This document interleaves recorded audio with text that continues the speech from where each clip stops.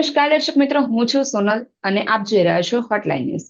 આજે આપણે વાત કરવાના છીએ સુરત, જે ડાયમંડ સિટી તરીકે જાણીતી છે. ત્યારે ક્યાંક ને ક્યાંક હવે એવું લાગી રહ્યું છે કે આ ડાયમંડ સિટીની ઓળખ ઝાંખી થઈ રહી છે અને હીરાની ચમક પણ ધીમે ધીમે ઓછી થઈ રહી છે. આપણે વાત કરવા જઈ રહ્યા છીએ સુરતના હીરા ઉદ્યોગની સ્થિતિને લઈને. છેલ્લા ઘણા સમયથી કારીગરો પોતાના હક માટેની લડાઈ લડી રહ્યા છે, કારણ કે કારીગરોને જેટલું મળવું જોઈએ તેટલું વળતર નથી મળી રહ્યું, પગારમાં ઘટાડો થઈ રહ્યો છે. હીરાની સ્થિતિ દિવસે ને દિવસે કથળી રહી છે. વૈશ્વિક સ્તરે પણ ઘણી બધી હીરાને લઈને જે પ્રશ્નો સતાવી રહ્યા છે, એના કારણે એની સીધી અસર સુરતના ડાયમંડ ઉદ્યોગ પર જોવા મળી રહ્યો છે અને આનો ભોગ સુરતના કારીગરો બની રહ્યા છે. જો આપણે સુરતની સ્થિતિની જો વાત કરવામાં આવે તો છેલ્લા એક વર્ષમાં ઘણા બધા કારીગરોએ આત્મહત્યા પણ કરવી પડે એવી સ્થિતિ અહીંયા ઊભી થઈ રહી છે, કારણ કે કારીગરોના પગાર ઓછા થઈ રહ્યા છે. કારીગરોને પોતાનું પેટીયું જે રડતા હોય છે, તેમને પોતાની ઘરની સ્થિતિ પણ ચલાવવી ખૂબ જ અઘરી પડી રહી છે. એમને પોતાના ઈએમઆઈ નથી ભરી રહ્યા, છોકરાઓની ફી નથી ભરાતી અને આવી ઘણી બધી આર્થિક સંકળામણને કારણે અંતે એ લોકો સહારો લે છે આપઘાતનો. આ તમામ મુદ્દા પર આપણે આજે ચર્ચા કરવા જઈ રહ્યા છીએ અને આ ચર્ચાની અંદર આપણી સાથે જોડાઈ ચુક્યા છે ભાવેશભાઈ ટાક, કે જેઓ ડાયમંડ વર્કર યુનિયનના ઉપપ્રમુખ છે. ભાવેશભાઈ, આપનું સ્વાગત છે અમારા સ્ટુડિયોમાં. ભાવેશભાઈ, આજે આપણે વાત કરવાના છીએ સુરતના જે હીરા ઉદ્યોગની સ્થિતિને લઈને. શું કહેશો? સૌપ્રથમ તો આજે હીરાની જે આવી જે આર્થિક મંદીની અંદર જે કારીગરો સપડાઈ રહ્યા છે, કયું કારણ હોઈ શકે આ મંદીનું? આપના મતે શું કહેશો?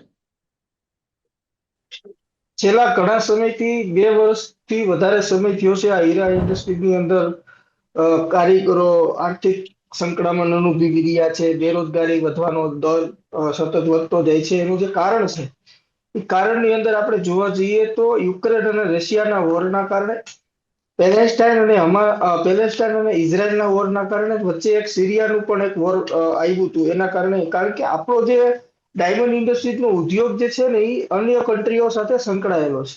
અને અન્ય કન્ટ્રીઓની સાથે સંકળાયેલો હોવાની સાથે સાથે આપણો જે રો મટીરિયલ્સ બહારથી ઇમ્પોર્ટ કરીએ છીએ ને, એ આપણે સુરતમાં 90% ડાયમંડની પોલિશ આયાત થાય છે અને અહીંથી પાછું એક્સપોર્ટ કરીએ છીએ. એટલે એક્સપોર્ટની અંદર આપણે જોવા જઈએ તો ચાઇનાને 2 વર્ષથી કોરોના પછી ડાયમંડ એને લીધો નથી. અને ચાઇના અને અમેરિકા સૌથી વધારે મોટું માર્કેટ આપણી પોલિશિંગ ડાયમંડનું છે. એટલે આના કારણે ક્યાંય ને ક્યાંય G7 દેશોમાં અમેરિકાએ બેલ્ટ માર્યો કે રશિયન ગુડ્સ, જે રશિયન ડાયમંડ્સ એ કોઈ દેશ ખરીદ છે નહીં. એટલે 150 કન્ટ્રીની જે G7 દેશો છે, એની અંદર ઘણી બધી કન્ટ્રીઓ આવી જતી હોય છે અને એને એક વટહુકમ જાહેર કર્યો કે ભાઈ રશિયા જે યુક્રેનની અંદર યુદ્ધ કરે છે, ત્યાં માનવ અધિકારનું હનન થાય છે અને માનવ અધિકારનું હનન થતું હોય તો આપણે એનો ડાયમંડ લેવો નહીં. જેથી કરી આપણે રશિયન ડાયમંડ લેશું તો આપણે એને પૈસાથી સક્ષમ કરશું અને આર્થિક રીતે એને મજબૂતાઈ મળશે. તો એના કારણે યુક્રેન અને રશિયાના વોરના કારણે G7 દેશો એની ઉપર બેલ્ટ માર્યો અને યુક્રેન અને રશિયાના વોરના કારણે આપણા 25 લાખ રત્ન કલાકારોનું માનવ અધિકારનું હનન થયું. યુએનઓ એમ કહેતું હોય કે માનવ અધિકારનું હનન થાય છે એટલે રશિયન ડાયમંડ ઉપર બેલ્ટ મારી દીધો, પરંતુ એની સાથે સંકળાયેલા 25 લાખ પરિવારના માનવ અધિકારનું હનન, એના બાળકોના શિક્ષણની અસર થઈ, એને જીવન જીવવામાં અસર થઈ, એને પોતાના પરિવારનું ભરણ પોષણ કરવામાં એક મોટી અસર થઈ. એટલે આ માનવ અધિકારનું હનન જ થઈ ગયું. તો અમેરિકાએ પોતાના ઈગોના કારણે 25 લાખ લોકોના માનવ અધિકારનું હનન કર્યું છે.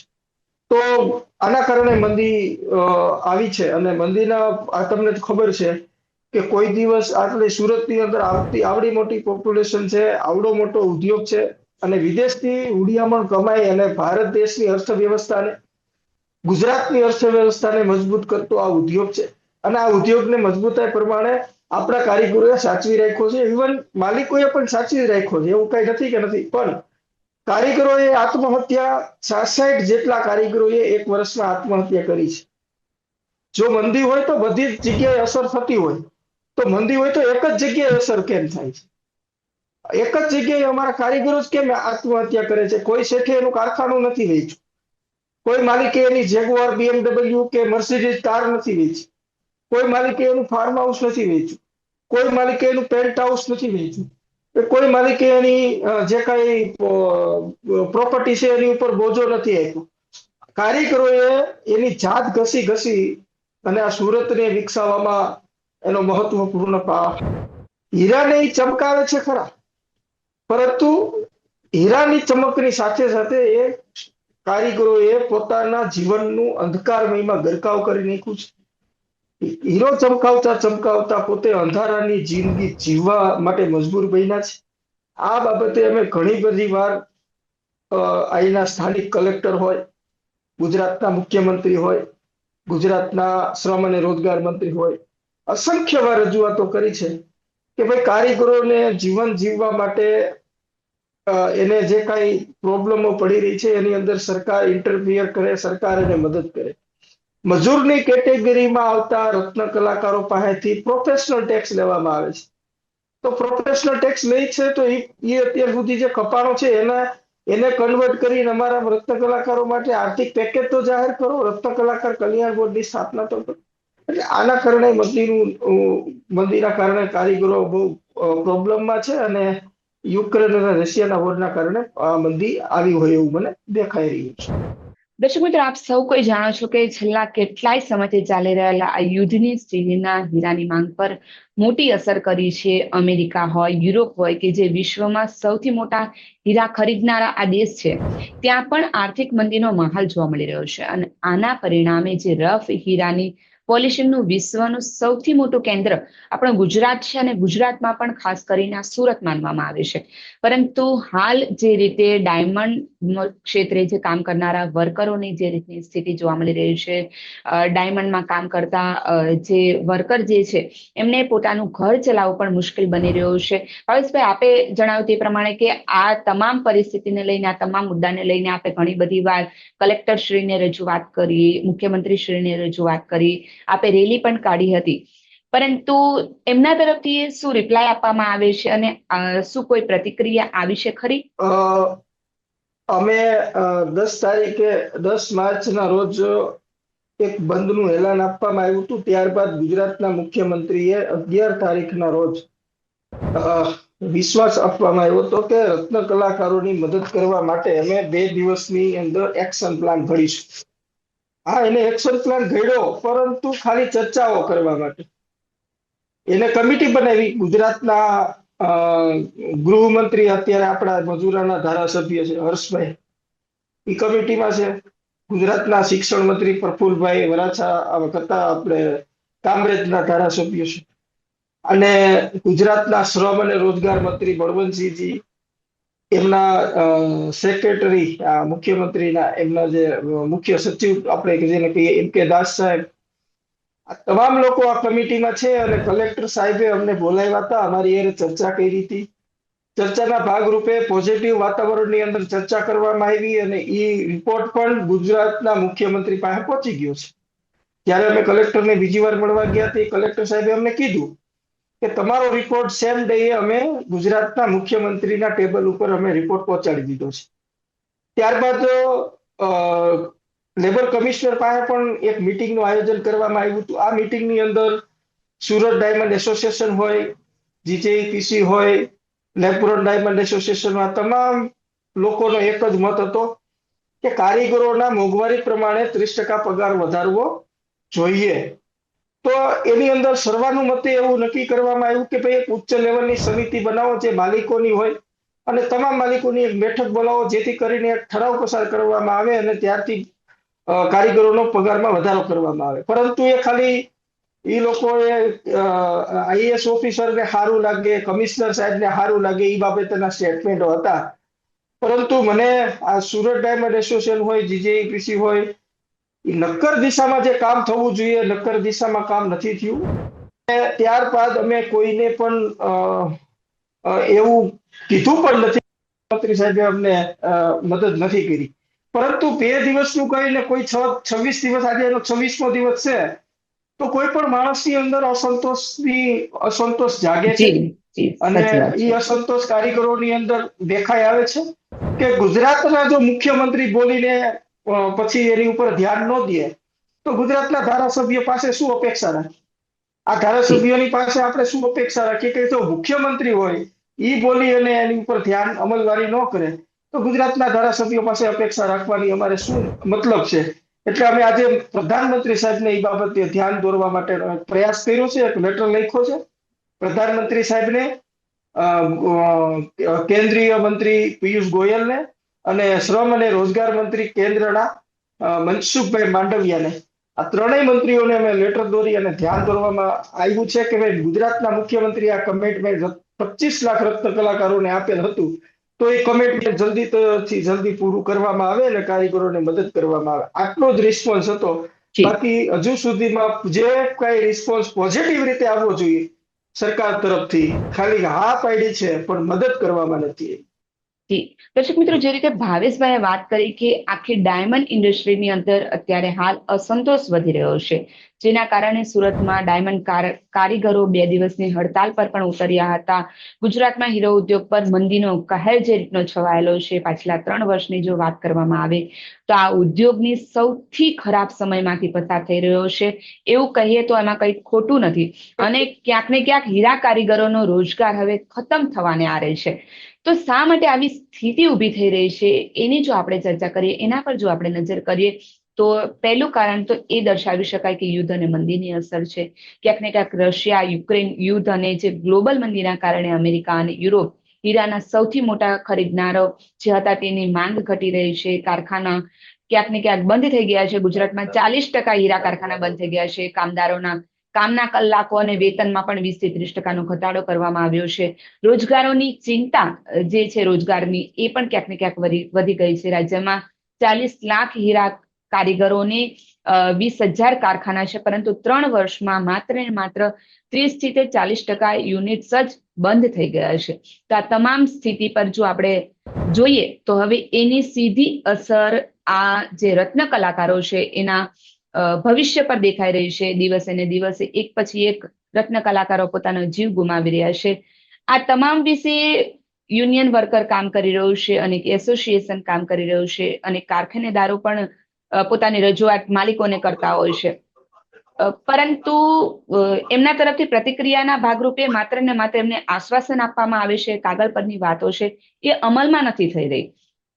ભાવેશભાઈ, આપની પાસે આવી હજારો ફરિયાદો આવતી હશે. હવે આપે કીધું એ પ્રમાણે કે મુખ્યમંત્રી લેવલ સુધી આપ પહોંચી ગયા છો, પરંતુ તમારી પ્રશ્નનું નિરાકરણ આવે એવું આપને અત્યાર સુધી કોઈ પણ પ્રકારની પ્રતિક્રિયા મળી નથી.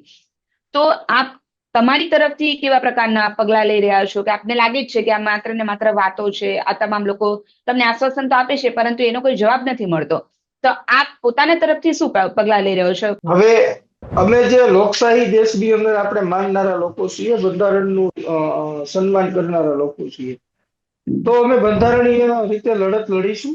એમાં ભૂખ હડતાલ હોય, ધરણા પ્રદર્શન હોય, રેલી હોય, આ તમામ જે લોકશાહીના જે મૂળભૂત જે હથિયારો છે એનાથી અમે લડીશું. ગાંધી ચિંધ્યા માર્ગે આંદોલન કરીશું. અને એ બાબતે અમે ઘણી બધી વાર આંદોલન કર્યા છે, ઘણી બધી વાર અમને ડિટેન પણ કરવામાં આવ્યા છે, પરંતુ અમે અમારી લડાઈ ચાલુ રાખીશું. જ્યાં સુધી રત્ન કલાકારોને ન્યાય નહીં અપાવી શકીએ ત્યાં સુધી અમે અમારું આ અભિયાન છે એ ચાલુ રાખવામાં આવશે.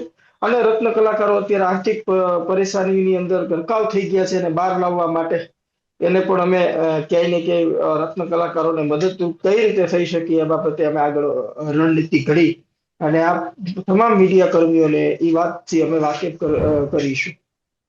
હરેશભાઈ, આપને આ તમામ સ્થિતિનો જે તાગ મેળવતા આપને શું લાગે છે કે આના પછી આગળનો રસ્તો શું હોઈ શકે? આખો જે આના પછી જે આખો રસ્તો તમે આપણે વાત કરવા જઈએ, જો પહેલા તો અમે રેલી કાઢી, એટલે કારીગરોની અંદર એક જ્વાળા પ્રગટી કે ભાઈ કારીગરો માટે કોઈ અવાજ ઉપાડનારું છે. વિશ્વાસ એક આવ્યો કે કારીગરો માટે કોઈ, કારણ કે જે લોકોએ કારીગરોનો રેલી સ્વરૂપે ઉપયોગ કર્યો છે એને જોતા એવું લાગે છે કે કારીગરોને અત્યારે કોઈ પણ નેતાઓ પર વિશ્વાસ નથી. એટલે આ જ્વાળા એક પ્રગટાવી છે. આનું હવે વિશાળ સ્વરૂપ આપવાનું છે. અને તમને ખબર હશે મારા આ શબ્દો તમે યાદ રાખજો કે જ્યાં શોષણનું પ્રમાણ વધે ને ત્યાંથી ક્રાંતિની શરૂઆત થાય છે. જે ફિલ્ડની અંદર, જે સેક્ટરની અંદર શોષણનું પ્રમાણ વધે ને ત્યાંથી એક ક્રાંતિની શરૂઆત થઈ છે. હીરા ઉદ્યોગની અંદર શોષણનું પ્રમાણ ખૂબ મોટા પ્રમાણમાં વધી ગયું છે અને આ ક્રાંતિની શરૂઆત અમે કરી છે. જાગૃત કરીશું. આવનારા કોને મત આપવો, કોને નહીં આપવો, લોકશાહી ઢબે એને સમજાવવાનો પ્રયત્ન કરશું અને કઈ સરકાર તમારા માટે લાભદાયક છે, કઈ સરકારે તમને મદદ કરી છે, એ બાબતે રત્ન કલાકારોને જાગૃત કર્યા છે અને સાચો મતનો ઉપયોગ કરવા માટે એને અમે સમજાવવાના પ્રયત્નો ચાલુ કરશું.